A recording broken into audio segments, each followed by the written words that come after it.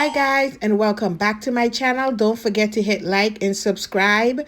Today we're going to be making delicious lasagna for under $25. I have my meat in my pot and it is lean ground beef, and I'm going to be going in with some garlic powder, a pretty hefty amount of garlic powder, because I want my meat to be very well seasoned and garlicky. We are making an Italian dish. I am also going to be going in, guys, with some Sazan achote. And so I'm going to add 2 packets of the Sazan. And guys, let me tell you, for those of you that do not know about Sazan, Sazan gives your food an extra kick. So we're going to add 2 packets of the Sazan.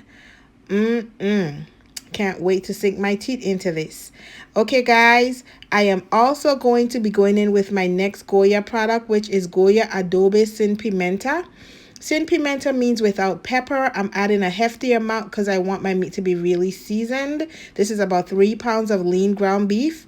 And, you know, I normally use con pimenta, but this is what I had, so this is what I'm using. And finally, guys, I'm going to go in with some red pepper flakes to give my meat a kick.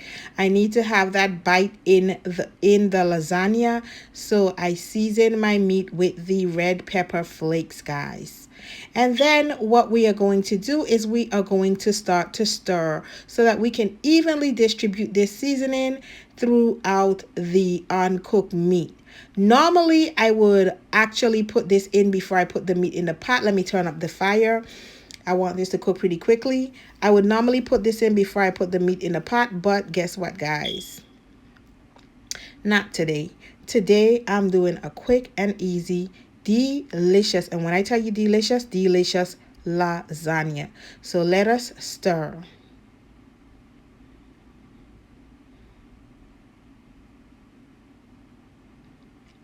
All right, guys, so that's that. Coming back, I'm going to give it a little bit more stir. You see that everything has been kind of cooked down. I turned up my fire so that I can get a quicker cook. And now, guys, I am going to be taking the meat out of the pot because it has basically cooked together. I have switched from my wooden spoon, and I have a bowl and a spoon with some straining holes in it, and I am going to just take the meat out as much as possible out of the oil. As you can see, the meat has made its own oil, and there are drizzlings from the meat with beneath. So what I'm going to do is I'm going to pour some of this into a container, because guess what, I don't need all of that oil for my next step.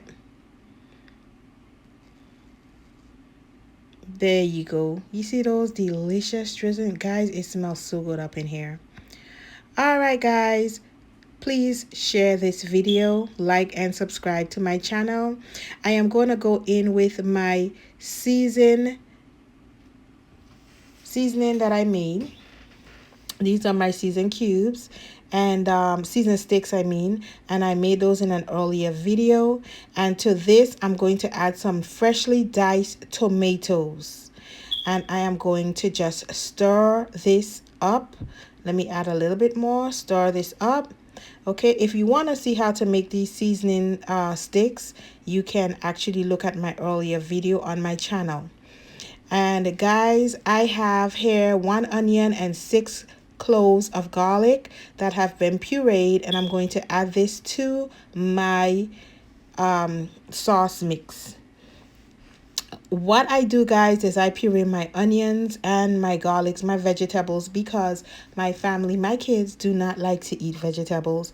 So, you know, if you're a mommy, you know how to improvise, and this is my way of improvising. Plus, it gives the food an extra kick. It really does. It takes your food to a whole other level. I am going to add 1 can of crushed tomatoes, and I'm going to be layering my tomatoes to get that delicious Italian taste, okay? 1 can of crushed tomatoes. To this, I'm also going to be adding a half a can of tomato sauce, or let me stir this up. So to this mixture, I'm also going to be adding a half a can of tomato sauce, or 3 tablespoons of tomato sauce. Okay, so again, I'm layering the tomato flavors, guys. I know that it may seem a little bit much, but trust me, it tastes wonderful. Okay, and now I am going to go in with tomato paste. I'm going to add 3/4 of a tablespoon of tomato paste. Okay, so let me get this open. Okay, so you just take your tablespoon, you just get a little 3/4 of that tablespoon, and you add it to your mixture. And then, guys, I am going to give this a stir.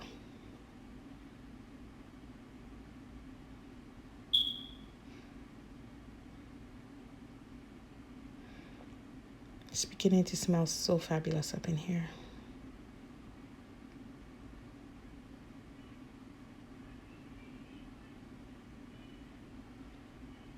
All right, guys, I am going to go in with some fresh oregano leaves. So this is where the Italian flavors start to come in. I am going to just add me a little bit more of the fresh oregano. Oh my goodness, I wish you guys could have smelled this. This smells so good. Okay, guys, so this is what I use. There's the oregano. Okay, and the final thing that I'm going to add is some Italian seasoning to give it that kick, that real Italian kick. And I'm going to go in with a pretty much a hefty helping of this Italian seasoning. But I have one other ingredient that I am going to add to this, guys. And let me tell you, normally people for sweetness, they would add pepper. I'm not going to add pepper. Let me add a little bit more of my adobe, so just so that I can make sure that I get all the seasoning in there and it's not too salty, but it's seasoned. And I'm going to add some more of the Sazan Goya packets as well, so that because I have, this is really a lot of meat. And guys, that adobo, it's not like salt. It is seasoned salt. It's a blend of seasonings, so it's not going to give your food that salty taste. And I'm going to stir this all together, guys. And so I was telling you guys that, some people like it sweet. If you like it sweet, you could add some sugar. I would use brown sugar, but I would use it as soon as I take the meat out of the pot. I would use the brown sugar and add it to the oil. But for me, I am going to go in with some Bartolone sauce, and I'm going to add my Bartolone sauce, and that's going to bring this all together. It is going to bring it all together. Oh my goodness, it smells like Italy in my kitchen, literally. And I'm going to give this a nice stir, guys. Yeah, you could add that brown sugar to the oil and the drippings. Just make sure that the brown sugar cooks and it melts. I would just add like about maybe 3 tablespoons of the brown sugar. That will give the sauce a little sweet taste. But me, I would add ketchup. That's what I would add. All right, let's go in and let's add our meat to this. Oh, look at that. Look at all of that meat. This lasagna is going to be off the chain.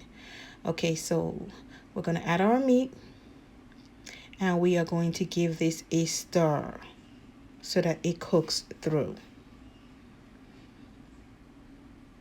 You can see the chunks of the tomatoes, the natural fresh tomatoes, and they have actually cooked down in the sauce, but they're cooked and they are still chunks, and it's going to be just a delicious kick when you bite into your lasagna later on when you use this sauce. So let's continue to stir. Make sure that you use your wooden spoon to break up that meat. You don't want to take pieces of your meat in the lasagna. I'm not saying break it up like puree, but just break it up to bite-sized consistencies, and so that it evenly distributes in your lasagna.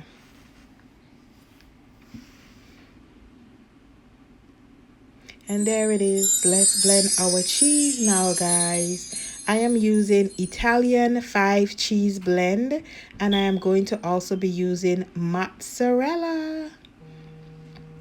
What I'm also going to be using, guys, of course, you cannot make lasagna without your ricotta cheese. So I'm going to be using the ricotta cheese.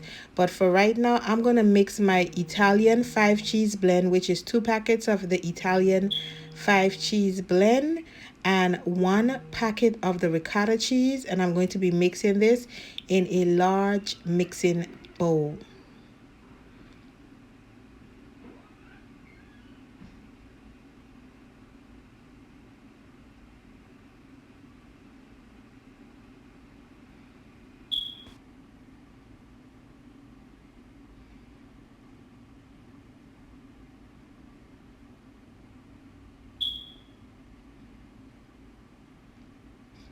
Alrighty. It is absolutely important that you work with a clean surface, a sanitized surface when you are cooking. And of course, you see that I have on my gloves as well, but I have cleaned and sanitized my surfaces so they are clean. All right, so you're going to use your hands and you are going to distribute these cheeses evenly together.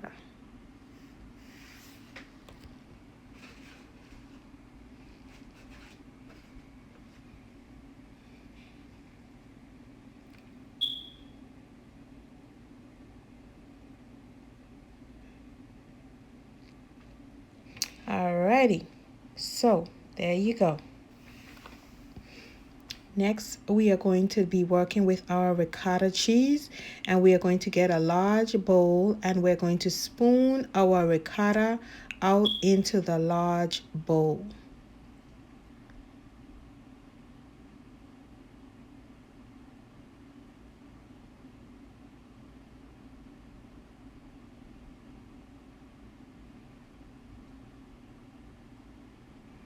And I'm going to show you how I dress up my ricotta. I mean, it is Italy all the way in here, hunty. Bam, Italian seasoning. Yes, I am going to put so much of this in my ricotta cheese. Yes, yes, yes. And I am going to give it a stir. I think I'm going to need to add a little bit more to my ricotta cheese. But yes, this ricotta is going to be so well dressed. It's going to be the envy of the party. Here we go. We're adding a little bit more ricotta.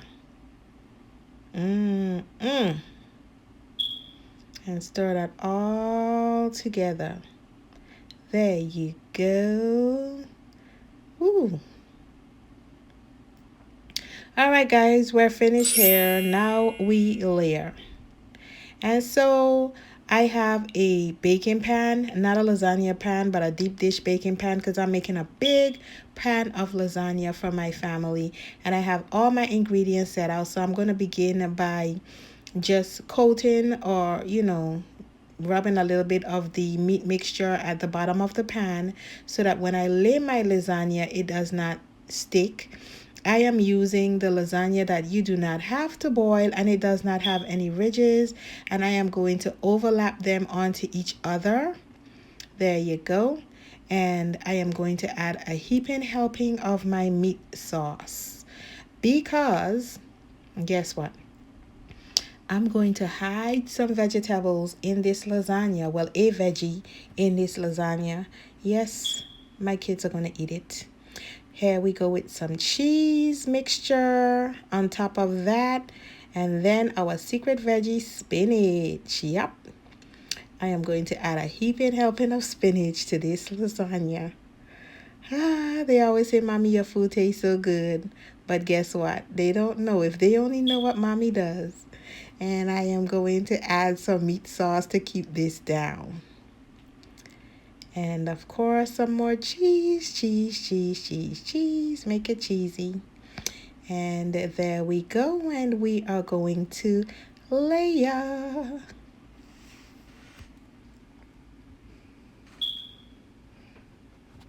Now we go in with the ricotta. This could be very messy because the ricotta is heavy and it sticks and it's going to lift up. So what I'm going to do, my trick is to put it in key places to hold the layers in place and then smooth it out, and it works pretty fine for me, so it should for you as well.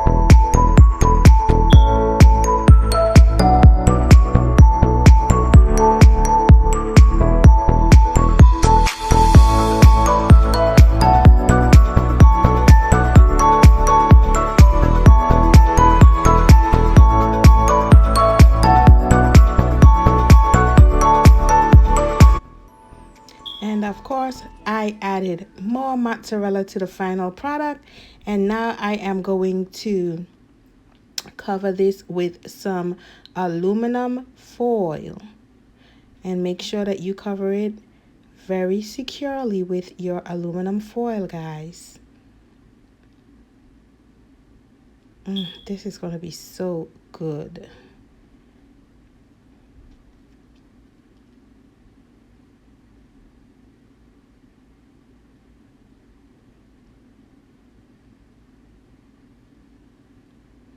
Now I am going to bake this covered for 30 minutes, and then I'm going to uncover it and bake it for 20 minutes, and this is the final product.